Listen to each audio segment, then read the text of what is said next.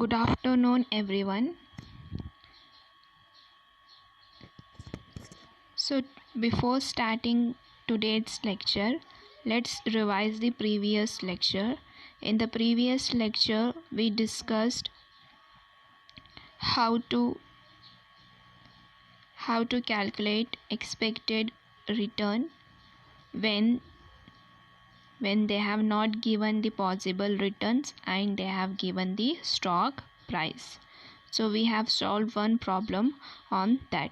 So in this lecture we will discuss another illustration on modern portfolio theory. So at the end of this lecture, our learning objective will be, we will learn how to calculate the expected return when there are more than two securities. So in the previous videos, whatever the questions we have solved, it was based on only one security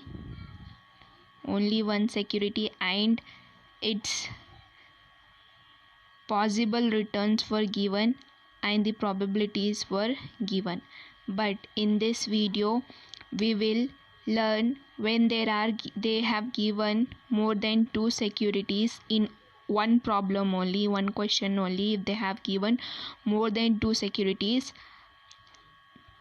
then how to calculate the expected return. So in that situation, what will be the formula? Everything we will learn at the end of this video. So that is our first objective. Next is, we will also learn how to calculate the standard deviation for the different securities at a time.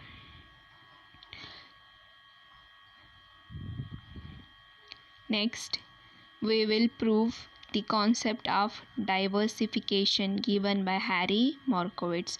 So we know, according to modern portfolio theory, Harry Markowitz is telling us to invest in the securities by applying the diversification concept, by knowing the risk and the return concept and also the negative correlation concept. So in this video we will prove that whatever the diversification concept which is suggested by Harry Markowitz in his modern portfolio theory is true. So these are our learning outcomes and learning objectives.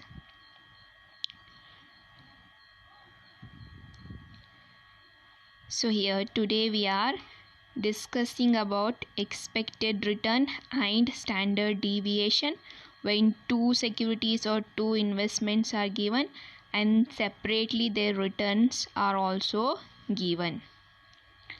So here one question I have taken for understanding. Let's first look the question only before studying the theory. So one question is there, calculate the expected returns standard deviation for the securities A and B. So here there are two securities, namely A and B. By applying the model and analyzing the importance of diversification. So this question is telling us to prove the concept of diversification by applying the modern portfolio theory for these two securities, that is A and B. Next details are state of economy. State of economy means situations of the economy. Economy ನಲ್ಲಿ ಹೆಂಗ್ change ಆಗ್ತಾ ಇದೆ, ಯಾವ್ಯಾವ situations ಇತ್ತು, ಆ ಪ್ರಕಾರ ಅವರು probabilities chances ಕೊಟ್ಟಿದ್ದಾರೆ ರಿಟರ್ನ್ಸ್ಗೆ. ಇಲ್ಲಿ ಸೆಪ್ರೇಟ್ ಆಗಿ ಎಗೆ ರಿಟರ್ನ್ಸ್ ಕೊಟ್ಟಿದ್ದಾರೆ, ಸಪ್ರೇಟ್ ಆಗಿ ಬಿಗೆ ರಿಟರ್ನ್ಸ್ ಕೊಟ್ಟಿದ್ದಾರೆ. Why they have given separate return? ನಿಮಗೆ ಡೌಟ್ ಬರ್ಬೋದು, ಮತ್ತೆ ಹೇಳ್ತಾ ಇದ್ದೀನಿ, ಬಿಕಾಸ್ ಇಲ್ಲಿ ಟೂ ಸೆಕ್ಯೂರಿಟೀಸ್ ಕೊಟ್ಟಿದ್ದಾರೆ, ಅದಕ್ಕೆ ಎ ಸೆಕ್ಯೂರಿಟಿಗೆ ಸಪ್ರೇಟ್ ರಿಟರ್ನ್ ಕೊಟ್ಟಿದ್ದಾರೆ, ಬಿ ಸೆಕ್ಯೂರಿಟಿಗೆ ಸಪ್ರೇಟ್ ರಿಟರ್ನ್ ಕೊಟ್ಟಿದ್ದಾರೆ. ಇಲ್ಲಿ ಕ್ವಶನ್ ಬರುತ್ತೆ, ಯಾಕೆ ಮ್ಯಾಮ್ ಇಲ್ಲಿ 2 ಸೆಕ್ಯೂರಿಟೀಸ್ ರಿಟರ್ನ್ಸ್ ಸಪ್ರೇಟ್ ಬಂದಿರೋದು? ಫಸ್ಟ್ ಪ್ರಾಬ್ಲಮ್ ಸಾಲ್ವ್ ಮಾಡುವಾಗ ಒಂದೇ ರಿಟರ್ನ್ ಇತ್ತು ಅಂದರೆ ಅಲ್ಲಿ ಒಂದೇ ಸೆಕ್ಯೂರಿಟಿ ಇತ್ತು, ಅದಕ್ಕೆ ಒಂದೇ ರಿಟರ್ನ್ ಅವ್ರು ಕೊಟ್ಟಿದ್ದರು. ಬಟ್ ಇಲ್ಲಿ 2 ಸೆಕ್ಯೂರಿಟೀಸ್ ಇದೆ, ಅದಕ್ಕೆ ಸಪ್ರೇಟ್ ಅವರು ರಿಟರ್ನ್ಸ್ ಕೊಟ್ಟಿದ್ದಾರೆ. ಸೊ ಸೇಮ್ ಪ್ರಾಬಬಿಲಿಟೀಸ್ ಇದೆ, ಪ್ರಾಬಬಿಲಿಟೀಸ್ ಎರಡಕ್ಕೂ ಸೇಮೇ ತೊಗೊಳ್ಬೇಕು. 0.2 ಇದು ಪ್ರಾಬಬಿಲಿಟಿ ಇದೆ for A also and for be also. So this is the problem, this is the question where we have 2 securities A and B. For that they have given returns separately, and this state of economy is just for our information. Here it is not included in the solution. So only probabilities include agutte, this we need and this we need. So ನಾವು ಇವಾಗ ಫಾರ್ಮುಲಾನ ನೋಡ್ಕೊಳ್ಳೋಣ.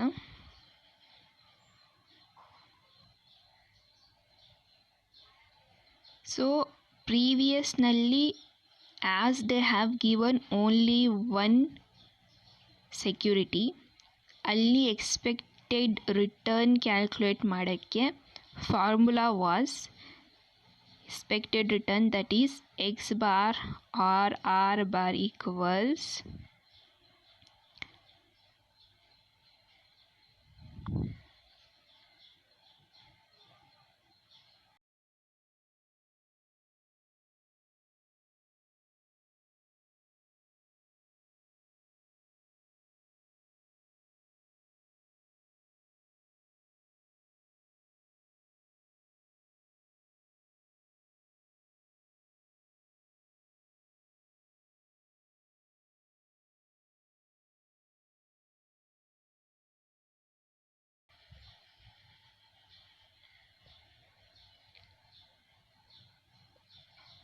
expected return equals sigma x n I equals 1 or 100 equals possible returns into probabilities of possible returns. So that was a formula. Iddu use ಮಾಡಿ ನಾವೆಲ್ಲಾನು we used to calculate the expected return.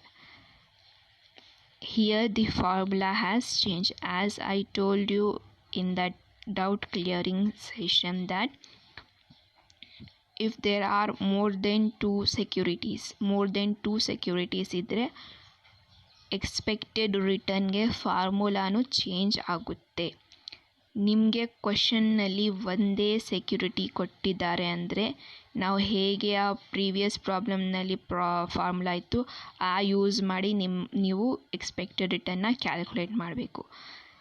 If you have in your question 2 securities, ಆವಾಗ ಈ ಫಾರ್ಮುಲಾನ apply ಮಾಡಬೇಕು. Because ಅಲ್ಲಿ ನಮಗೆ 2 securities ಇದೆ plus 2 returns ಇದೆ, ಅದಕ್ಕೆ ಫಾರ್ಮುಲಾನು change ಆಗುತ್ತೆ.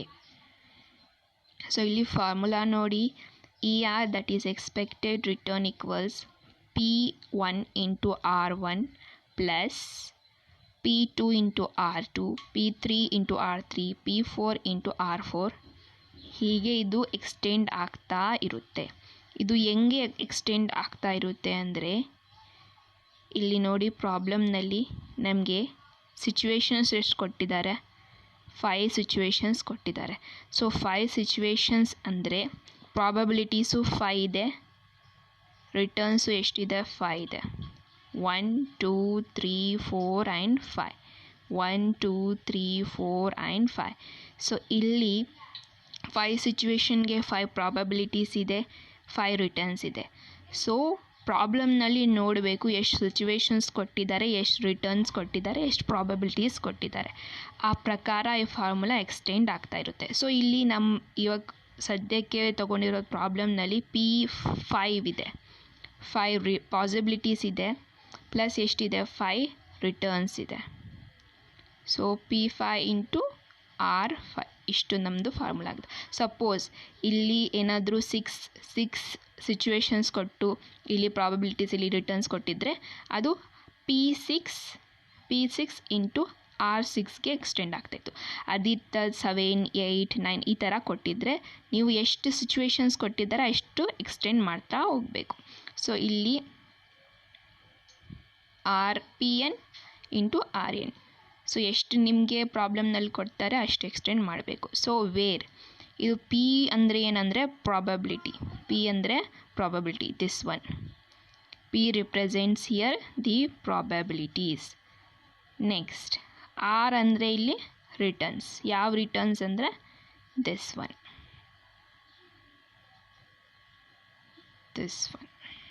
Okay. Next this is the formula for calculating the expected return. So next ನಾವೇನು ಕ್ಯಾಲ್ಕುಲೇಟ್ ಮಾಡ್ತಾ ಇದ್ದೀರಿ ಪ್ರಾಬ್ಲಮ್ನಲ್ಲಂದರೆ ಸ್ಟ್ಯಾಂಡರ್ಡ್ ಡಿವಿಯೇಷನ್. ಸೊ ರಿಸ್ಕ್ ಎಷ್ಟು ಬರ್ತಾ ಇದೆ ಅಂತ ನೋಡೋಕ್ಕೆ ಸ್ಟ್ಯಾಂಡರ್ಡ್ ಡಿವಿಯೇಷನ್ ನಾವು ಕ್ಯಾಲ್ಕುಲೇಟ್ ಮಾಡಬೇಕು. ಸೊ ಸ್ಟ್ಯಾಂಡರ್ಡ್ ಡಿವಿಯೇಷನ್ಗೆ this is the formula.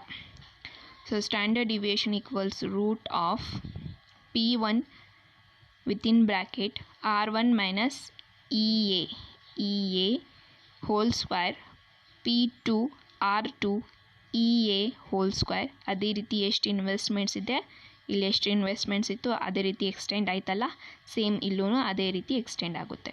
So ಇಲ್ಲಿ ನೋಡಿ P ಅಂದರೆ ಸೇಮ್ ಪ್ರಾಬಬಿಲಿಟೀಸ್, R ಅಂದರೆ ರಿಟರ್ನ್ಸ್ ಆ್ಯಂಡ್ EA ಅಂದರೆ expected return of investment. So ಈ ಎಕ್ಸ್ಪೆಕ್ಟೆಡ್ ರಿಟರ್ನ್ ಆಫ್ ಇನ್ವೆಸ್ಟ್ಮೆಂಟ್ ನಮಗೆ ಯಾವಾಗ ಸಿಗುತ್ತೆ, ಇದು ಪ್ರಾಬ್ಲಮ್ನಲ್ಲಿ ಕೊಡಲ್ಲ ಅವರು. ನಾವು ಇಲ್ಲಿ ಫಸ್ಟ್ ಸ್ಟೆಪ್ನಲ್ಲಿ ಕ್ಯಾಲ್ಕುಲೇಟ್ ಮಾಡ್ತಿರಲ್ಲ, ಈ ಪ್ರಾಬ್ಲಮ್ ಹಾಕಿ ಈ ಫಾರ್ಮುಲಾ ಹಾಕಿ ನಾವು ಕ್ಯಾಲ್ಕುಲೇಟ್ ಮಾಡ್ತಿರಲ್ಲ, ಅದು expected return. So first step ನಾವು ಇದು ಕ್ಯಾಲ್ಕುಲೇಟ್ ಮಾಡಬೇಕು. ಇದು ಕ್ಯಾಲ್ಕುಲೇಟ್ ಮಾಡಿದ್ರೆ ಈಸಿಯಾಗಿ ನಾವು ಸ್ಟ್ಯಾಂಡರ್ಡ್ ಡಿವಿಯೇಷನ್ನ ಕ್ಯಾಲ್ಕುಲೇಟ್ ಮಾಡ್ಬೋದು. Because in formula only we need expected return of whether this is A investment or B investment or C investment. ಇಲ್ಲಿ ನಿಮಗೆ ಎಕ್ಸಾಂಪಲ್ಗೆ ನಾನು A ಇನ್ವೆಸ್ಟ್ಮೆಂಟ್ ಅಂತ ತೊಗೊಂಡಿದ್ದೀನಿ. ಸಪೋಸ್ ಇಲ್ಲಿ B ಇನ್ವೆಸ್ಟ್ಮೆಂಟ್ಗೆ ಕ್ಯಾಲ್ಕುಲೇಟ್ ಮಾಡ್ತಾ ಇದ್ದೀರಿ ಅಂದರೆ ಬಿದು ಎಷ್ಟು ಎಕ್ಸ್ಪೆಕ್ಟೆಡ್ ರಿಟರ್ನ್ ಇದೆ ಅದು ತೊಗೊಳ್ಬೇಕು. ದಟ್ ಈಸ್ EB ಆಗುತ್ತೆ, ಅಲ್ಲಿ C ಇದ್ದರೆ EC ಆಗುತ್ತೆ. ಸೊ ಅದೇ ರೀತಿ ಚೇಂಜ್ ಆಗ್ತಾ ಇರುತ್ತೆ. ಯಾವ ಇನ್ವೆಸ್ಟ್ಮೆಂಟ್ಗೆ ನಾವು ಕ್ಯಾಲ್ಕುಲೇಟ್ ಮಾಡ್ತೀರಿ ಅದೇ ಇನ್ವೆಸ್ಟ್ಮೆಂಟು ಎಕ್ಸ್ಪೆಕ್ಟೆಡ್ ರಿಟರ್ನ್ ಅಲ್ಲಿ ತೊಗೊಳ್ಬೇಕು. Hope you have clear with this one. This is standard deviation. Now one note. So ನಾನು ಹೇಳಿದ್ದೀನಿ ಮತ್ತೆ ರಿಪೀಟ್ ಮಾಡ್ತಾ ಇದ್ದೀನಿ, ಈ ಪ್ರಾಬ್ಲಮ್ನಲ್ಲಿ 2 ಇನ್ವೆಸ್ಟ್ಮೆಂಟ್ಸ್ ಇದೆ, ಅದಕ್ಕೆ ಪ್ರಾಬಬಿಲಿಟೀಸ್ ಕೊಟ್ಟಿದ್ದಾರೆ ಆ್ಯಂಡ್ ಸಪ್ರೇಟಾಗಿ ರಿಟರ್ನ್ಸ್ ಕೊಟ್ಟಿದ್ದಾರೆ. ಸೊ ಈ ಪ್ರಾಬ್ಲಮ್ನಲ್ಲಿ ನಮಗೆ ನಾವು ಥಿಯರಿ ಡಿಸ್ಕಸ್ ಮಾಡಿದಿರಿ, ಅದರಲ್ಲಿ ಮಾಡ್ರನ್ ಪೋರ್ಟ್ಫೋಲಿಯೋ ಥಿಯರಿನಲ್ಲಿ ಹ್ಯಾರಿ ಮಾರ್ಕೋವಿಟ್ಸ್ 3 ಕಾನ್ಸೆಪ್ಟನ್ನ ಮೆನ್ಷನ್ ಮಾಡಿದ್ದ. One is diversification. ನಮ್ಮ ಎಲ್ಲ ಫಂಡ್ಸ್, ನಮ್ಮ ಎಲ್ಲ ಕ್ಯಾಪಿಟಲ್ನ ನಾವು ಒಂದು ಸೆಕ್ಯೂರಿಟಿನಲ್ಲಿ ಇನ್ವೆಸ್ಟ್ ಮಾಡೋ ಬದಲು ಡಿಫ್ರೆಂಟ್ ಸೆಕ್ಯೂರಿಟೀಸ್ನಲ್ಲಿ ನಾವು ಇನ್ವೆಸ್ಟ್ ಮಾಡಿದ್ರೆ ನಮ್ಮ ಮನಿನ ಅದು ಸೆಕ್ಯೂರ್ ಆಗುತ್ತೆ, ರಿಸ್ಕ್ ಕಡಿಮೆ ಆಗುತ್ತೆ ಅಂತ ಅವನು ಹೇಳಿದ್ದ. ಸೊ ಅದಕ್ಕೆ ನಾವು ಆ ಕಾನ್ಸೆಪ್ಟನ್ನ ಪ್ರೂವ್ ಮಾಡಬೇಕು, ಒನ್ ಥಿಂಗ್. ನೆಕ್ಸ್ಟ್ ಅವನೇನು ಹೇಳಿದ್ದ ಅಂದರೆ ಯಾವಾಗಾದರೂ ನೀವು ಇನ್ವೆಸ್ಟ್ಮೆಂಟ್ ಮಾಡಬೇಕಂದ್ರೆ ರಿಸ್ಕ್ ಆ್ಯಂಡ್ ರಿಟರ್ನ್ನ ನೋಡಿ, ಎಷ್ಟು ಪರ್ಸೆಂಟೇಜ್ ಆಫ್ ರಿಸ್ಕ್ ಇದೆ, ಎಷ್ಟು ಪರ್ಸೆಂಟೇಜ್ ಆಫ್ ರಿಟರ್ನ್ ಇದೆ, ಅದು ನೋಡಿ ಕಂಪೇರ್ ಮಾಡಿ ಯಾವುದರಲ್ಲಿ ರಿಸ್ಕ್ ಕಡಿಮೆ ಇರುತ್ತೆ ಆ ಸೆಕ್ಯೂರಿಟಿನಲ್ಲಿ ಇನ್ವೆಸ್ಟ್ ಮಾಡಿ ಅಂತ ಅವನು ಹೇಳಿದ್ದ. ಸೊ ಈ concept also we will cover, ಹೆಂಗೆ ಇದು ನಾವು ಚೂಸ್ ಮಾಡಬೇಕು ಇನ್ವೆಸ್ಟ್ಮೆಂಟ್ ಅಂತ. Next negative correlation between stock ಅಂದರೆ ಅವನು ಹೇಳಿದ್ದ, ಇವಾಗ ಟೂ ಇನ್ವೆಸ್ಟ್ಮೆಂಟ್ನಲ್ಲಿ ನೀವು ಸೆಕ್ಯೂರಿಟೀಸ್ನಲ್ಲಿ ಇನ್ವೆಸ್ಟ್ ಮಾಡಬೇಕಂದ್ರೆ ಒಂದು ಸೆಕ್ಯೂರಿಟಿನಲ್ಲಿ ಸಪೋಸ್ ನಿಮಗೆ ಲಾಸ್ ಆಗಿಬಿಟ್ರೂ ನಿಮಗೆ ಕಾನ್ಫಿಡೆನ್ಸ್ ಇರಬೇಕು ಆ ಸೆಕ್ಯೂರಿಟಿನಲ್ಲಿ ಇನ್ವೆಸ್ಟ್ ಮಾಡಿ, ಒಂದರಲ್ಲಿ ಲಾಸ್ ಆದರೂ ಇನ್ನೊಂದರಲ್ಲಿ ನಮಗೆ ಪ್ರಾಫಿಟ್ ಬರಬೇಕು. ಆ ರೀತಿ ನೆಗೆಟಿವ್ ಕೋರಿಲೇಷನ್, ಒಂದು ಡಿಕ್ರೀಸ್ ಆಗ್ತಾ ಇದೆ ಒಂದು ಲಾಸ್ ಆಗ್ತಾ ಇದೆ ಅಂದರೆ ಅದು ಆಪೋಸಿಟ್ ಆಗಬೇಕು, ಇನ್ನೊಂದು ಸೆಕ್ಯೂರಿಟಿ ಅದರಲ್ಲಿ ನಮಗೆ ಪ್ರಾಫಿಟ್ ಬರಬೇಕು. ಆ ರೀತಿ ಸೆಕ್ಯೂರಿಟೀಸ್ನ ನೋಡಿ ನೀವು ಇನ್ವೆಸ್ಟ್ ಮಾಡಿದ್ರೆ ನಿಮ್ಮ ಫಂಡ್ಸ್ ಏನಿರುತ್ತೆ ಸೇಫ್ ಇರುತ್ತೆ, ನಿಮ್ಮ ಫಂಡ್ಸ್ ಸೇಫ್ ಇರುತ್ತೆ, ನಿಮಗೆ ಪ್ರಾಫಿಟ್ ಚೆನ್ನಾಗಿ ಬರುತ್ತೆ ಅಂತ ಈ ಥಿಯರಿ ಹೇಳ್ತಾ ಇರೋದು, ಮಾಡ್ರನ್ ಪೋರ್ಟ್ಫೋಲಿಯೋ ಥಿಯರಿ. ಸೊ ಈ 3 ಕಾನ್ಸೆಪ್ಟ್ನ ನಾವು ಇಲ್ಲಿ ಕವರ್ ಮಾಡಬೇಕು. ಈ ಪ್ರಾಬ್ಲಮ್ನಲ್ಲಿ ನಾವು ಪ್ರೂವ್ ಮಾಡಬೇಕು. ಎಲ್ಲ ಥಿಯರಿ ಓದಿದಿರಲ್ಲ ಅದೆಲ್ಲ ಪ್ರಾಕ್ಟಿಕಲ್ ಹೆಂಗೆ ಆಗ್ತಾ ಇದೆ ಅಂತ ಈ ಪ್ರಾಬ್ಲಮ್ನಾಗಿ at the end of the problem video we will see. So ಈ ಪ್ರಾಬ್ಲಮ್ನಲ್ಲಿ ಟೂ ಸೆಕ್ಯೂರಿಟೀಸ್ ಇದೆ. ಅದಕ್ಕೆ ಎಲ್ಲ ಸ್ಟೆಪ್ಸ್ ಎಲ್ಲ ಪ್ರೀವಿಯಸ್ ಪ್ರಾಬ್ಲಮ್ಸ್ ಏನು ಸಾಲ್ವ್ ಮಾಡಿದೆ ಅದ ರೀತಿ ಎಲ್ಲ ಕಂಪ್ಲೀಟ್ ಚೇಂಜ್ ಆಗುತ್ತೆ. ಸೊ ಇಲ್ಲಿ 3 ಸ್ಟೆಪ್ಸ್ ಇರುತ್ತೆ. ಎಕ್ಸ್ಪೆಕ್ಟೆಡ್ ರಿಟರ್ನ್ ಕ್ಯಾಲ್ಕುಲೇಟ್ ಮಾಡಬೇಕಂದ್ರೆ 3 ಸ್ಟೆಪ್ ಇದೆ. Don't forget that we have 2 securities. So step 1ನಲ್ಲಿ calculation of expected return for A ಸೆಕ್ಯೂರಿಟಿಗೆ ಎಕ್ಸ್ಪೆಕ್ಟೆಡ್ ರಿಟರ್ನ್ ಎಷ್ಟಿದೆ ಅಂತ ಫಸ್ಟ್ ಅದು ಕ್ಯಾಲ್ಕುಲೇಟ್ ಮಾಡಬೇಕು. ಸೆಕೆಂಡ್ ಸ್ಟೆಪ್ನಲ್ಲಿ ಅದೇ ರೀತಿ ಬಿಗೆ ಎಷ್ಟಿದೆ ಅಂತ ಕ್ಯಾಲ್ಕುಲೇಟ್ ಮಾಡಬೇಕು. ಸೊ ಇಲ್ಲಿ ಸಿಂಪಲ್ ಅಂಡರ್ಸ್ಟ್ಯಾಂಡ್ ಮಾಡಬೇಕಂದ್ರೆ ನಿಮ್ಮ ಹತ್ರ ಫಂಡ್ಸ್ ಇದೆ. ಸೊ ನಿಮಗೆ 2 ಚಾಯ್ಸಸ್ ಇದೆ. ಒಂದು ನೀವು ಎನಲ್ಲಿ ಎಲ್ಲ ಫಂಡ್ಸ್ ಎನಲ್ಲಿ ಇನ್ವೆಸ್ಟ್ ಮಾಡ್ಬೋದು, ಇಲ್ಲಾಂದರೆ ಬಿನಲ್ಲಿ ಇನ್ವೆಸ್ಟ್ ಮಾಡ್ಬೋದು. ಇಲ್ಲಾಂದರೆ ನೀವು ಫಾಲೋ ಮಾಡದೆ ಮಾಡರ್ನ್ ಪೋರ್ಟ್ಫೋಲಿಯೋ ಥಿಯರಿನಲ್ಲಿ ನಿಮ್ಮ ಹತ್ರ ಎಷ್ಟು ಫಂಡ್ಸ್ ಇದೆ ಅದು ಎಲ್ಲ ಫಂಡ್ಸ್ ಎನಲ್ಲಿ ಇನ್ವೆಸ್ಟ್ ಮಾಡ್ಬೋದು ಅಥವಾ ಬಿನಲ್ಲಿ ಇನ್ವೆಸ್ಟ್ ಮಾಡೋ ಬದಲು ಆ ಫಂಡ್ಸ್ನ ಡಿವೈಡ್ ಮಾಡಿ ಎನಲ್ಲಿ ಸ್ವಲ್ಪ ಫಂಡ್ಸ್ ಬಿನಲ್ಲಿ ಸ್ವಲ್ಪ ಫಂಡ್ಸ್ ಮಾಡಿದ್ರೆ ಏನಾಗುತ್ತೆ ಅಂತ ನಾವು ನೋಡಬೇಕು.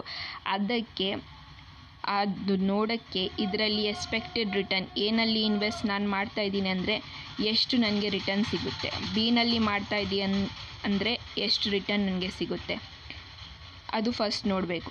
Step 1 step 2ನಲ್ಲಿ. ಥರ್ಡ್ನಲ್ಲಿ ಏನು ನೋಡಬೇಕಂದ್ರೆ ಆ ಫಂಡ್ಸ್ನ ನಾನು ಡಿವೈಡ್ ಮಾಡಿಬಿಟ್ಟಿದ್ದೀನಿ. ಎಷ್ಟು ಫಂಡ್ಸ್ ಇತ್ತು ಅದು 2 ವೇಸ್ನಲ್ಲಿ ಡಿವೈಡ್ ಮಾಡಿಬಿಡ್ತೀನಿ, ಎಗೆ ಮತ್ತು ಬಿಗೆ. ಆ ಕಂಡೀಷನ್ನಲ್ಲಿ ನನಗೆ ಎಷ್ಟು ರಿಟರ್ನ್ ಸಿಗುತ್ತೆ, ನಾನು ಸ್ಮಾಲ್ ಅಮೌಂಟ್ ಫಂಡ್ ಇದರಲ್ಲಿ ಇನ್ವೆಸ್ಟ್ ಮಾಡಿದ್ರೂ ಇತ್ತು ಬೋತ್ನಲ್ಲಿನೂ ಎಷ್ಟು ನನಗೆ ರಿಟರ್ನ್ ಬರುತ್ತೆ ಅಂತ ನೋಡಬೇಕು. So that is the 3 steps for expected return. Okay, now we will calculate by seeing this problem. This is the problem, this is the question. So now we will start doing the solution. So ಏನು ಮಾಡಬೇಕಂದ್ರೆ 3 steps ಇದೆ ನಮಗೆ. Expected return of A calculate ಮಾಡಬೇಕು, ಅದೇ ರೀತಿ ಬಿದು calculate ಮಾಡಬೇಕು. Third ಸ್ಟೆಪ್ನಲ್ಲಿ combine 2 ಬಿದು ಮತ್ತು A ಮತ್ತು ಬಿಗೆ ಕಂಬೈನ್ ಆಗಿ ಮಾಡಬೇಕು. So simple step number 1 calculation of expected return for A. So ನಮಗೆ ಫಾರ್ಮುಲಾ ಏನಿದೆ ಇಲ್ಲಿ, ಫಾರ್ಮುಲಾ ಏನು ಹೇಳಿದ್ದೀನಿ ನಾನು ಇಲ್ಲಿ, ಸೇಮ್ ಫಾರ್ಮುಲಾ ಇದೆಲ್ಲ ನಾನು ಇಲ್ಲಿ ಕಾಪಿ ಮಾಡಿದ್ದೀನಿ. ಇಲ್ಲಿ 5 ಸಿಚುವೇಶನ್ಸ್ ಇದೆ, ಅದಕ್ಕೆ ಪಿನೂ 5 ಬರುತ್ತೆ, ಆರು 5 ಬರುತ್ತೆ.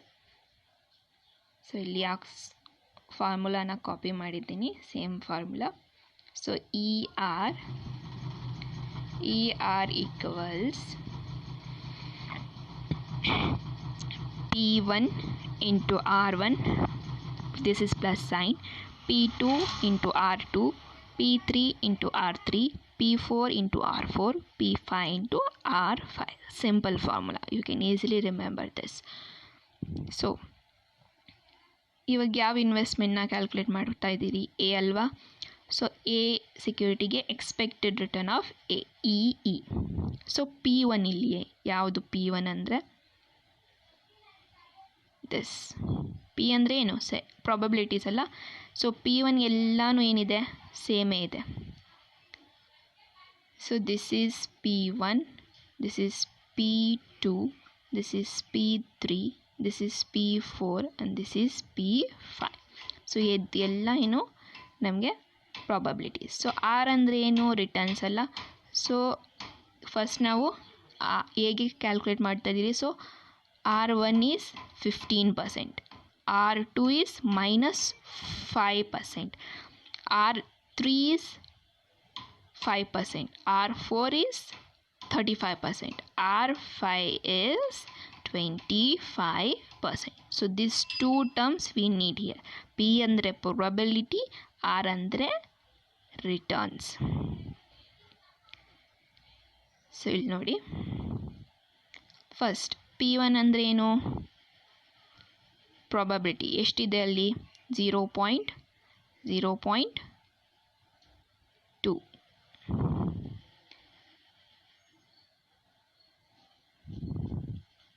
ನೆಕ್ಸ್ಟ್ R1 ಅಂದರೆ ಅಲ್ಲಿ ಟೇಬಲ್ನಲ್ಲಿ ಎಷ್ಟು ಕೊಟ್ಟಿದ್ದಾರೆ, ದಿಸ್ ಒನ್ 15%.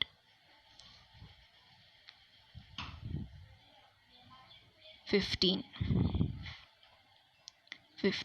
ಅದೇ ರೀತಿ P2 ಎಷ್ಟಿದೆ 0.2. ಅದೇ ರೀತಿ R2 ಎಷ್ಟಿದೆ ಅಲ್ಲಿ ಟೇಬಲ್ನಲ್ಲಿ ಎಷ್ಟು ಕೊಟ್ಟಿದ್ದಾರೆ -5. ಅದೇ ರೀತಿ P3 ಎಷ್ಟಿದೆ 0.2. R3 ಎಷ್ಟಿದೆ 5% ಕೊಟ್ಟಿದ್ದಾರೆ 5. P4 ಎಷ್ಟು ಕೊಟ್ಟಿದ್ದಾರೆ 0.2. R4 ಎಷ್ಟು ಕೊಟ್ಟಿದ್ದಾರೆ 35%. ಅದು ಪರ್ಸೆಂಟೇಜ್ ಏನು ತೊಗೊಳ್ಬೇಡಿ, 35 ಅಂತ ತೊಗೊಂಡು ಸಾಕು. P5 is 0.2 and R5 is 25%, means 25. ಇದು ಗೊತ್ತಾಯ್ತಾ, ಎಲ್ಲ R ಎಷ್ಟು ಹೆಂಗೆ ಬರ್ತಾ ಇದೆ ಅಂದರೆ ಇದೆಲ್ಲ ಇಲ್ಲಿ ಇದೆ ಎಲ್ಲ. ಮತ್ತು ಆ ವ್ಯಾಲ್ಯೂಸ್ ಹೆಂಗೆ ಬಂತು ಅಂತ ಕನ್ಫ್ಯೂಸ್ ಆಗಬೇಡಿ. ಸೊ ಇಲ್ಲಿದೆ ಇದೆಲ್ಲ, ಇದು ಪರ್ಸೆಂಟೇಜ್ ಸಿಂಬಲ್ ಬಿಟ್ಟು ಎಲ್ಲ ತಗೊಳ್ಳಿ. ಸೊ ನಾವು ಇದು ಸಿಂಪ್ಲಿಫೈ ಮಾಡಬೇಕು. ಸೊ 0.2 × 15 ಅಂದರೆ 3. 0.2 × 5. ಸೊ 0.2 × 5 ಅಂದರೆ 1 ಬರುತ್ತೆ. ಇಲ್ಲಿ ಮೈನಸಿಂಗ್ ಫಿಗರ್ ಸೈನ್ ಇದೆ, so take -1. Next is 0.2 × 5 is 1. 0.2 × 35 is 7. 0.2 × 25 is 5. So simply ಇಲ್ಲಿ ನಾವು ಇದನ್ನು ಆ್ಯಡ್ ಮಾಡಬೇಕು. So 3, take 3 as it is, plus into minus, -1. So if we all calculate this, the final result, final expected return of A security is 15%. Okay, understood this one? Similarly ಅದೇ ರೀತಿ ಬಿಗೆ calculate ಮಾಡಬೇಕು. So ಬಿಗೂ ಅದೇ ರೀತಿ ಆಗುತ್ತೆ, P1 P2. So P1 same ಹೇಗೆ ನಾವು ಎಗೆ ತಗೊಂಡಿದ್ರಿ 0.2 ಅದೇ ರೀತಿ ಆಗುತ್ತೆ ಬಿಗೂ, ಬಟ್ ರಿಟರ್ನ್ಸ್ ಏನಾಗುತ್ತೆ ಚೇಂಜ್ ಆಗುತ್ತೆ. ಸೊ R1 ಏನಾಗುತ್ತೆ ಇಲ್ಲಿ -5. R2 ಏನಾಗುತ್ತೆ 15%. R3 ಏನಾಗುತ್ತೆ 25%. R4 ಏನಾಗುತ್ತೆ 5%.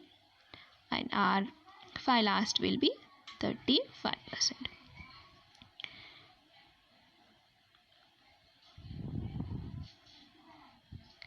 ಸೇಮ್ ಫಾರ್ಮುಲಾ ತಗೊಳ್ಳಿ. ಇಲ್ಲಿ ಯಾಪ್ ಕ್ಯಾಲ್ಕುಲೇಟ್ ಮಾಡ್ತಾರೋ ನಾವು B investment. So we have taken here B. So P1 0.2 ಇದೆ, R1 ಅಲ್ಲಿ ಹಾಕಿದ್ದೀನಲ್ಲ -5. ಅದೇ ರೀತಿ P2 ಎಷ್ಟಿದೆ 0.2. R2 ಎಷ್ಟಿದೆ 15. R3 ಎಷ್ಟಿದೆ 0.2. R3 ಎಷ್ಟಿದೆ 25. ಅದೇ ರೀತಿ 0.2 × 5, 0.2 × 35. ಅದೆಲ್ಲ ಸಿಂಪ್ಲಿಫೈ ಮಾಡಿದ್ರೆ 0.2 × 5 -1 ಬರುತ್ತೆ. ಇದೆಲ್ಲ 0.2 × 15 3, 0.2 × 25 15, 0.2 × 5 is 1, and 0.2 × 35 will be 7. So the result will be expected return of B will be same 15. So ಹೇಗೆ ಎಷ್ಟು ಬಂದಿತ್ತು ಇಲ್ಲಿ 15 ಬಂದಿದೆ. ಅದೇ ರೀತಿ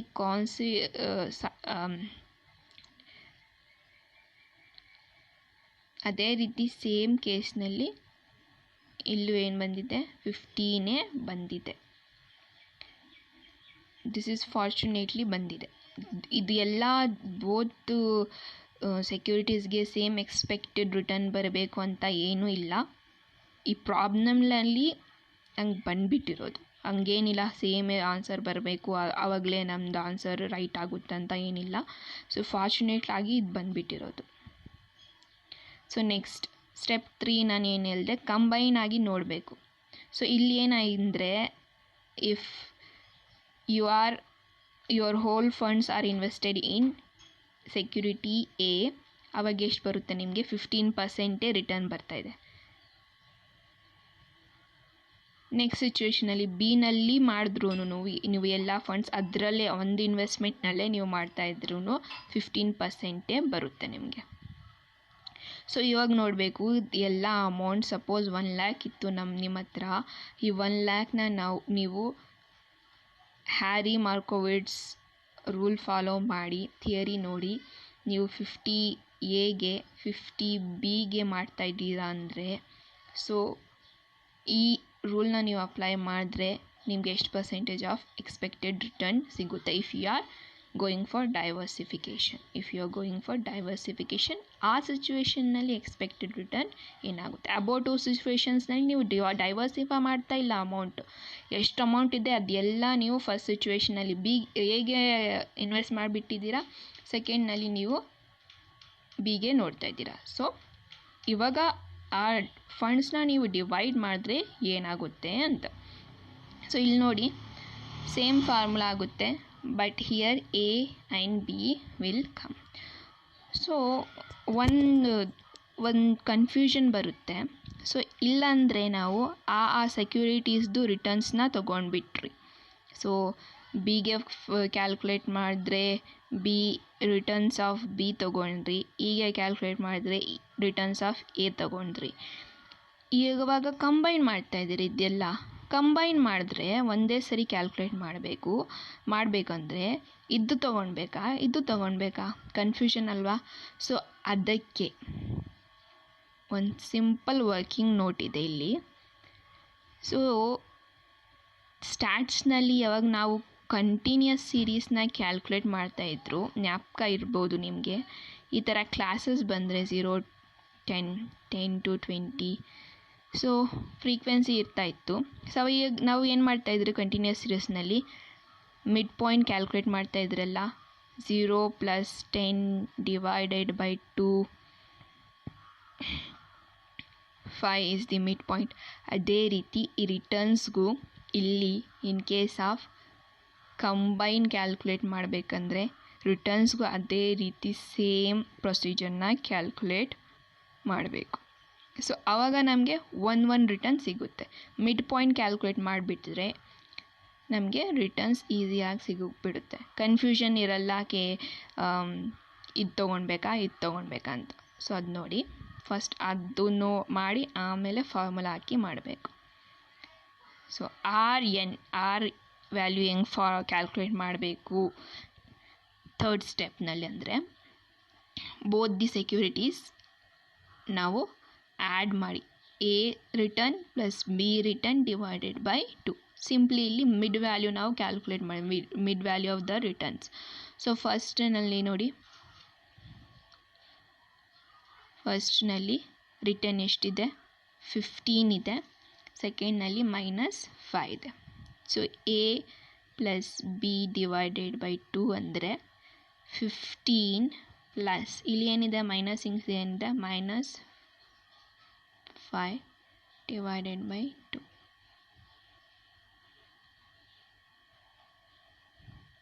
ಅದೇ ರೀತಿ ಮಾಡಬೇಕು. ಸೊ ಇದೆಲ್ಲ ಅದೇ ರೀತಿ ತಗೊಂಡಿದ್ದೀನಿ. -5 + 15 ಡಿವೈಡೆಡ್ ಬೈ 2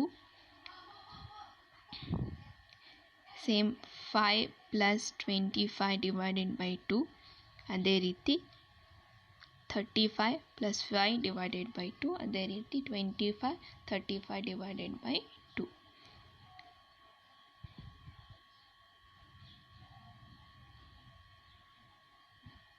ಇದೆಲ್ಲ ಇದೆ ವರ್ಕಿಂಗ್ಸ್. ಫಸ್ಟ್ ಆರ್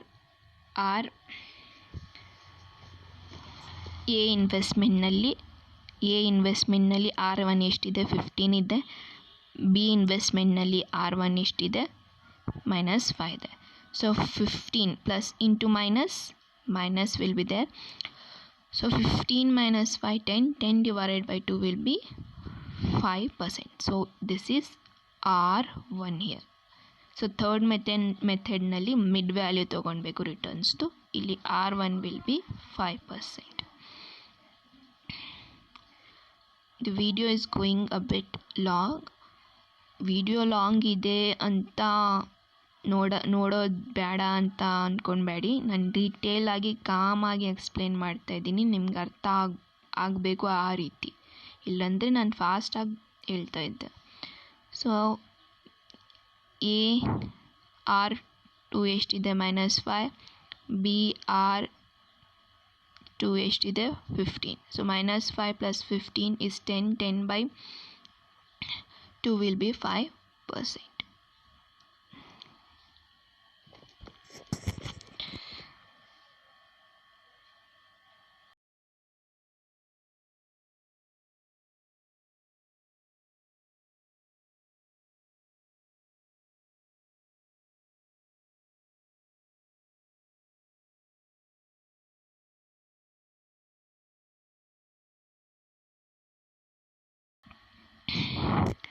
ಸೊ ಇಲ್ಲಿ ಸೈನ್ ಬಿಗ್ ವ್ಯಾಲ್ಯೂ ತೊಗೊಂಡ್ಬಿಟ್ಟು, ಸೊ ಪ್ಲಸ್ ಆಗುತ್ತೆ, ಮೈನಸ್ ಆಗಲ್ಲ. So +5%.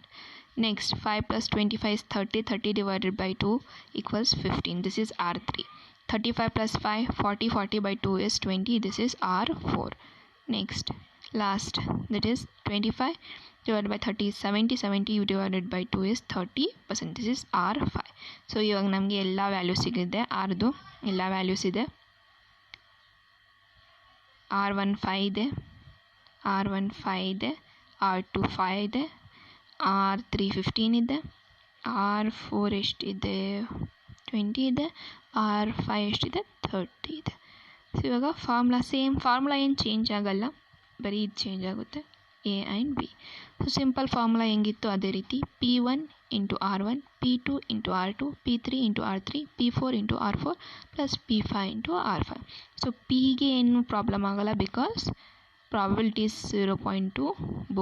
For both the securities it is same. Returns ಏನಿತ್ತು ಡಿಫ್ರೆಂಟ್ ಇತ್ತು, ಅದಕ್ಕೆ ಮಿಡ್ ವ್ಯಾಲ್ಯೂ ಫೈಂಡ್ ಔಟ್ ಮಾಡಿ ಇವಾಗೆಲ್ಲ ವ್ಯಾಲ್ಯೂಸ್ನ ನಾವು ಕ್ಯಾಲ್ಕುಲೇಟ್ ಮಾಡಿಬಿಟ್ಟಿದ್ದೀವಿ. ಸೊ ಸಿಂಪಲ್ R2 ಇಂಟು ಎಷ್ಟಿದೆ R1 5%,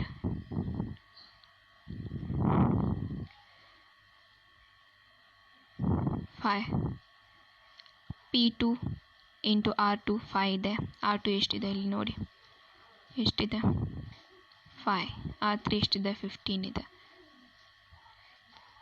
so next P2 probabilities ಎಲ್ಲ ಸೇಮ್ ಇದೆ, R3 15 ಇದೆ, P4 0.2, R4 ಎಷ್ಟಿದೆ ಕ್ಯಾಲ್ಕುಲೇಟ್ ಮಾಡಿರೋದು ನಾವು 20.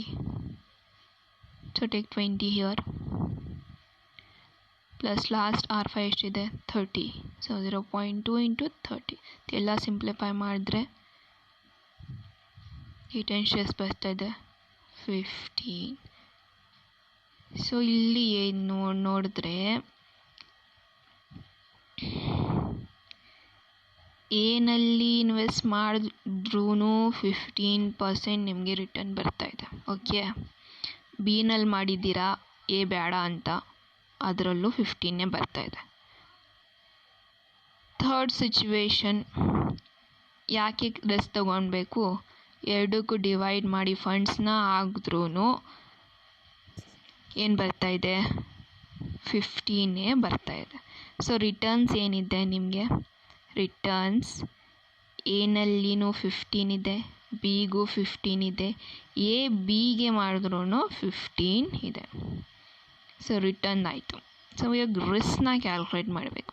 ರಿಸ್ಕ್ ಹೇಗೆ ಕ್ಯಾಲ್ಕುಲೇಟ್ ಮಾಡಬೇಕಂದ್ರೆ with the help of the standard deviation. So Harry ನಮ್ಗೆ ಏನು ಹೇಳಿದೆ ಅಂದರೆ,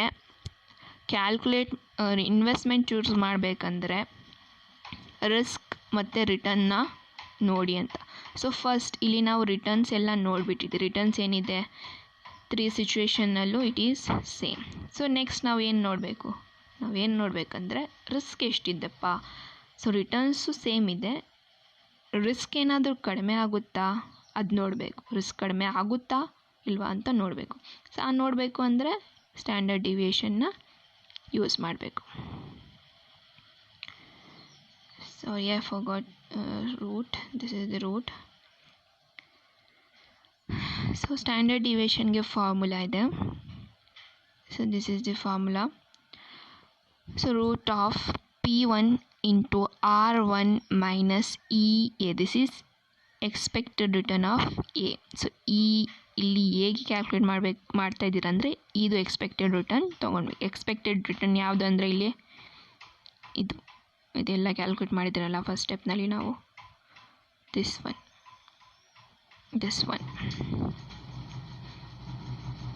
ಅದು ಕ್ಯಾಲ್ಕುಲೇಟ್ ಮಾಡಿರೋದು ಏನಕ್ಕಂದರೆ ಸ್ಟ್ಯಾಂಡರ್ಡ್ ಡಿವಿಯೇಷನ್ಗೆ ಹೆಲ್ಪ್ ಆಗೋಕ್ಕೆ. So sorry I forgot here this root. So ಅದು ನೋಟ್ಸ್ನಲ್ಲಿ ನೀವು ನೋಡಿ ಹಾಕ್ಕೊಳ್ಳಿ. ಸೊ ಇದೆಲ್ಲ ಇಲ್ಲಿ ಸೇಮ್ ಇರುತ್ತೆ. 15 and 15 only if you are calculating for A. So P1 ಅಂದರೆ ಅದೇ 0.2. R1 ಅಂದರೆ ಸೇಮ್ ಫಸ್ಟ್ ಸಿಚುವೇಷನಲ್ಲಿ ಯಾವ ಥರ ರಿಟರ್ನ್ಸ್ ಆಫ್ ಎ ತೊಗೊಂಡಿದ್ರು ಅದೇ ರೀತಿ.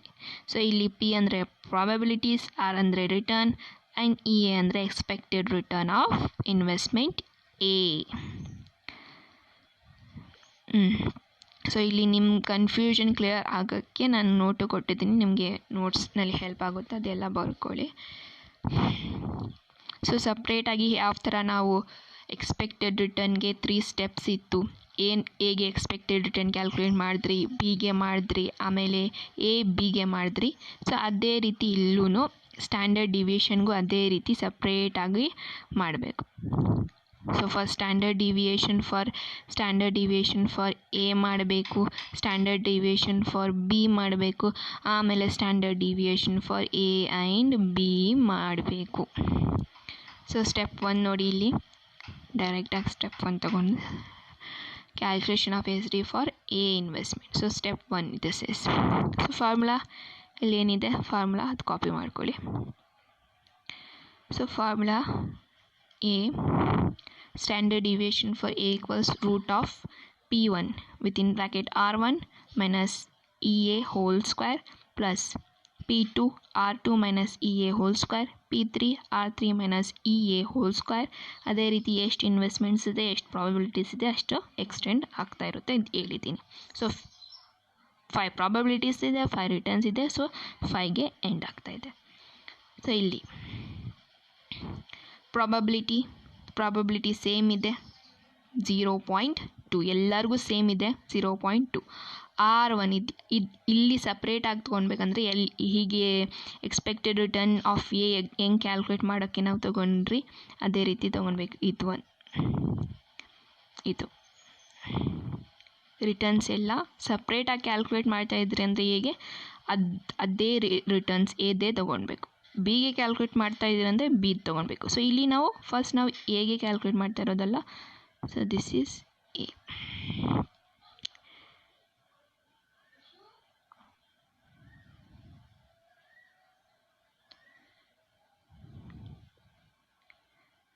So R1 is 15. ಸೊ ಇಲ್ಲಿ ಫಸ್ಟ್ ಸ್ಟೆಪ್ನಲ್ಲಿ ನಾವು ಕ್ಯಾಲ್ಕುಲೇಟ್ ಮಾಡಿರೋದು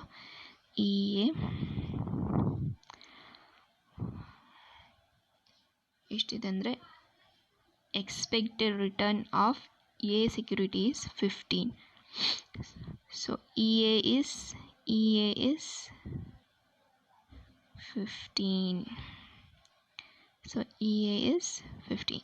So 0.2 15 minus EAನು ಎಷ್ಟಿದೆ 15 ಇದೆ ಹೋಲ್ ಸ್ಕ್ವೇರ್ ಪ್ಲಸ್ P2 ಎಷ್ಟಿದೆ 0.2, R2 ಎಷ್ಟಿದೆ -5 ಇದೆ. ಸೇಮ್ EA ಏನಾಗುತ್ತೆ ಇಲ್ಲಿ ಎಲ್ಲ ಸೇಮ್ ಆಗುತ್ತೆ ಬಿಕಾಸ್ ಎಗೆ ಅಷ್ಟೇ ಬಂದಿರೋದು 15 ಹೋಲ್ ಸ್ಕ್ವೇರ್. P3 0.3, R3 ಎಷ್ಟಿದೆ 5 ಇದೆ, EA ಸೇಮ್ ಅಗೇನ್ ಬರುತ್ತೆ whole square plus 0.2, R4 is 35, EA ಏನಾಗುತ್ತೆ ಅಗೇನ್ ಸೇಮ್ ಆಗುತ್ತೆ 15 ಹೋಲ್ ಸ್ಕ್ವೇರ್ ಪ್ಲಸ್ P5 ಬಂದಿದೆ 0.2, R5 ಎಷ್ಟಿದೆ 25, ಅಗೇನ್ EA ಏನು ಬರುತ್ತೆ ಸೇಮ್ ಬರುತ್ತೆ 15 ಹೋಲ್ ಸ್ಕ್ವೇರ್. ಸೊ ಇಲ್ಲಿ standard deviation of A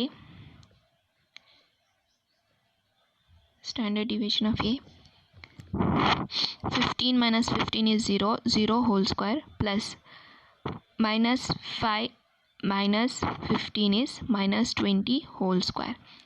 5 minus 15 is 10. 35 minus 15 is 20. 25 minus 15 is 10. So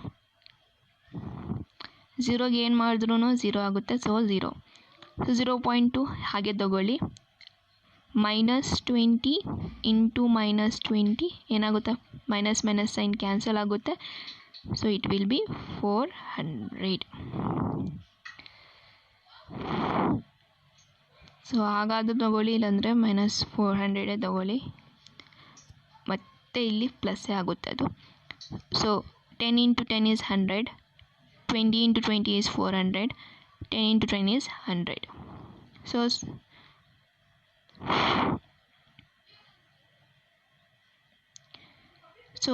0.2 into 400 or 0.2 into 400 ಅಂದರೆ 80 ಆಗುತ್ತೆ. ಪ್ಲಸ್ ಇಂಟು ಮೈನಸ್ ಮಾಡಿದ್ರೂ ಪ್ಲಸ್ಸೇ ಬರುತ್ತೆ. ಸಾರಿ. ಸೊ ಇಲ್ಲಿ ಹೇಳ್ದಲ್ಲ 0.20 into 20 ನಾವು ಮಾಡಿದ್ರೆ ಇದು ಇಲ್ಲಿ ಕ್ಯಾನ್ಸಲ್ ಆಗುತ್ತೆ. So this will be plus 400 only. So 400 into 0.2 ಮಾಡಿದ್ರೆ ಪ್ಲಸ್ 80 ಬರುತ್ತೆ. 0.2 into 100 20, 0.2 into 400 80, 0.2 into 100 will be 20. So ಇದೆಲ್ಲ ಆ್ಯಡ್ ಮಾಡಿದ್ರೆ 400 ಬರುತ್ತೆ. ಸೊ 400ಗೆ ಲಾಸ್ಟ್ನಲ್ಲಿ ರೂಟ್ ತೊಗೊಂಡ್ರೆ ನಾವು it will B 14.4142. So this is the first standard deviation of A. So ಅದೇ ರೀತಿ ಸೆಕೆಂಡ್ಗೆ step 2 ಬಿಗೆ ಕ್ಯಾಲ್ಕುಲೇಟ್ ಮಾಡಬೇಕು. ಅದೇ ರೀತಿ for B investment. So same formula ತಗೊಳ್ಳಿ. ಸೊ ಇಲ್ಲಿ ಏನಾಗುತ್ತೆ, ಇ ಎ ಇತ್ತು ಅಲ್ಲಿ ಫಸ್ಟ್ನಲ್ಲಿ, ಇಲ್ಲಿ ಇ ಬಿ ಆಗುತ್ತೆ, expected return of B. So standard deviation of be here. So ಇಲ್ಲಿ ಎಲ್ಲ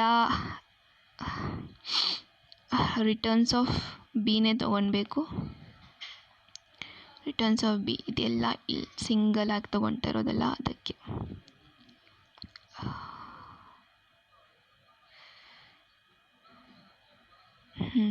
step 2.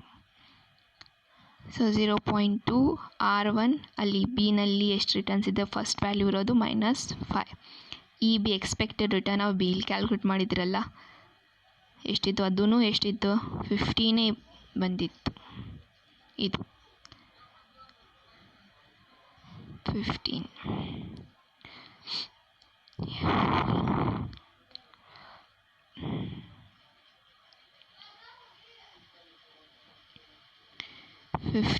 whole square, P2 0.2, 15, E B ಎಷ್ಟಿದೆ 15 ಇದೆ, P3 ಎಷ್ಟಿದೆ 0.3, R3 ಎಷ್ಟಿದೆ 25 ಇದೆ, ಇ ಬಿ ಎಷ್ಟಿದೆ 15 ಸೇಮ್ ಬರುತ್ತೆ.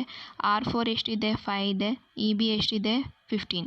ಸೊ ಅದೇ ರೀತಿ P5 ಎಷ್ಟಿದೆ 0.2, R5 ಎಷ್ಟಿದೆ 35 ಇದೆ, ಇ ಬಿ ಏನಿದೆ 15 ಇದೆ. ಇದು ಎಲ್ಲ ಸಿಂಪ್ಲಿಫೈ ಮಾಡಿ ನಾವು ಮಾಡಿದ್ರೆ ಎಷ್ಟು ಬರುತ್ತೆ, 200 ಬರುತ್ತೆ. 200ಗೆ ಸ್ಕ್ವೇರ್ ರೂಟ್ ತೊಗೊಂಡ್ರೆ 14.14. ಸೊ ರಿಟರ್ನ್ಸು ಸೇಮ್ ಇದೆ, ರಿಸ್ಕು ಏನಿದೆ ಸೇಮ್ ಇದೆ. 14.14 ಇತ್ತು, ಇಲ್ಲೂ ನೋಡಿ ಬಿಗೂ ಎಷ್ಟಿದೆ 14.14 ಇದೆ. ರಿಟರ್ನ್ಸು 15 ಬಂತು ಎಗೆ, ಬಿಗೂ ರಿಟರ್ನ್ಸ್ 15 ಬಂತು. ರಿಸ್ಕ್ ಏನಾಗಿದೆ, ಸ್ಟ್ಯಾಂಡರ್ಡ್ ಡಿವಿಯೇಷನ್ ಎಗೂ 14.14 ಬರ್ತಾ ಇದೆ, ಬಿಗೂ ಏನು ಬರ್ತಾ ಇದೆ 14. ಸೊ ರಿಸ್ಕು ಸೇಮ್ ಇದೆ, ರಿಟರ್ನ್ಸು ಸೇಮ್ ಇದೆ. ಸೊ ಇವಾಗ ನೋಡೋಣ ರಿಸ್ಕ್ ಏನಾದರೂ ಚೇಂಜ್ ಆಗುತ್ತಾ ಈ ಬಿನಲ್ಲಿ ನಾವು ಡೈವರ್ಸಿಫೈ ಮಾಡಿದ್ರೆ. ಸೊ ಈ ಬಿನಲ್ಲಿ ಡೈವರ್ಸಿಫೈ ಮಾಡಿದ್ರೆ ಸೇಮ್ ಅದೇ ಪ್ರೊಸೀಜರ್ ಇರುತ್ತೆ, ಫಾರ್ಮುಲಾ ಅದೇ ಇರುತ್ತೆ. ಬಟ್ ಇಲ್ಲಿ ಸಪ್ರೇಟಾಗಿ ಇ ಎ ತೊಗೊಂಡು ಬದಲು ಎರಡು ಮಾಡ್ತಾ ಇರೋದಲ್ಲ ಒಂದೇ ಸರಿ. ಸೊ ಇ ಬಿ ತೊಗೊಳ್ಬೇಕು. ಸೊ ಇ ಬಿಯಲ್ಲಿ ಏನಿದೆ, ಇ ಬಿ ಏನಿದೆ ಇಲ್ಲಿ ಕ್ಯಾಲ್ಕುಲೇಟ್ ಮಾಡಿದ್ರಲ್ಲ, expected return of A and B 15. So ಅದು ತೊಗೊಳ್ಬೇಕು ಇಲ್ಲಿ.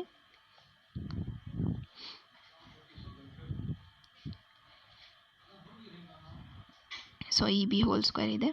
ಸೊ P1 ಪ್ರಾಬಬಿಲಿಟೀಸ್ ತೊಗೊಳ್ಳಿ. R1 ಯಾವ್ದು ತೊಗೊಳ್ಬೇಕು ಇಲ್ಲಿ, ಮತ್ತೆ ಒಂದು ಕನ್ಫ್ಯೂಷನ್, ಇಲ್ಲಿ ಕ್ಯಾಲ್ಕುಲೇಟ್ ಮಾಡಿದ್ರಲ್ಲ ಅದು R1 ಇಲ್ಲಿ ಸಪ್ರೇಟಾಗಿ ಮಿಡ್ ಪಾಯಿಂಟ್ ಕ್ಯಾಲ್ಕುಲೇಟ್ ಮಾಡಿದ್ರಲ್ಲ, ಸೊ ಇದು ತೊಗೊಳ್ಬೇಕು. R1 5%, 5%, 15%, 20%, 30%. ಸೊ ಕಂಬೈನ್ ಆಗಿ ಎಕ್ಸ್ಪೆಕ್ಟೆಡ್ ರಿಟರ್ನ್ ಕ್ಯಾಲ್ಕುಲೇಟ್ ಮಾಡ್ತಾ ಇದ್ದೀರಾ ಅಂದ್ರೂ ಮಿಡ್ ವ್ಯಾಲ್ಯೂನೇ ತೊಗೊಳ್ಬೇಕು.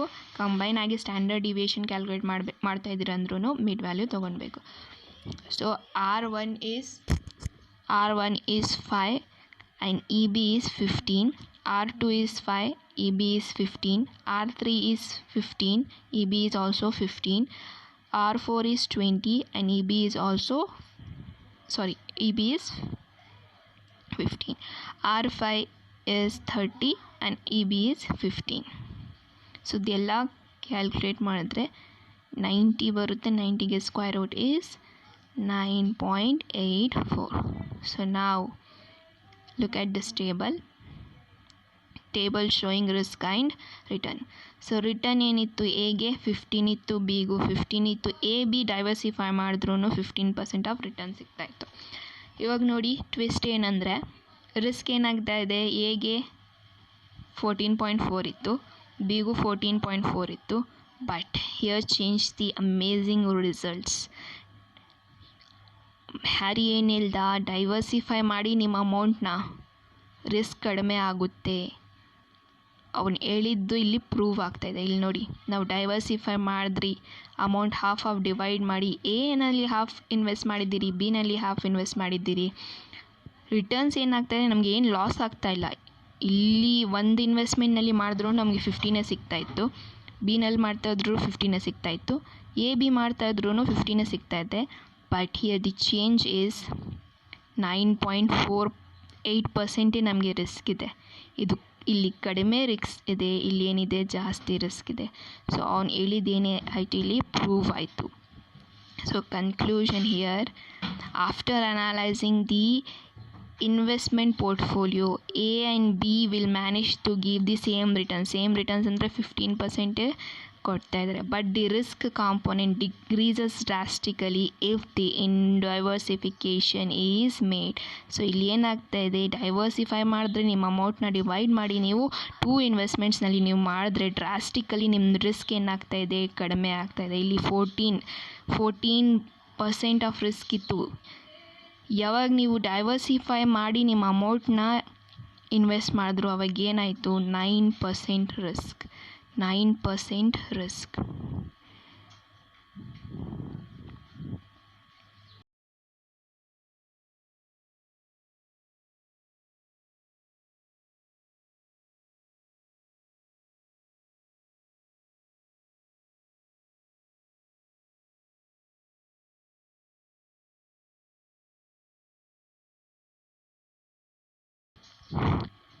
ಸೊ ಇಲ್ಲಿ 5% ರಿಸ್ಕ್ ಕಡಿಮೆ ಆಗುತ್ತೆ if we are diversifying our investment. So conclusion is hence the diversification concept of Harry Markowitz is true. It is true. If we diversify our amount, the risk will decrease drastically.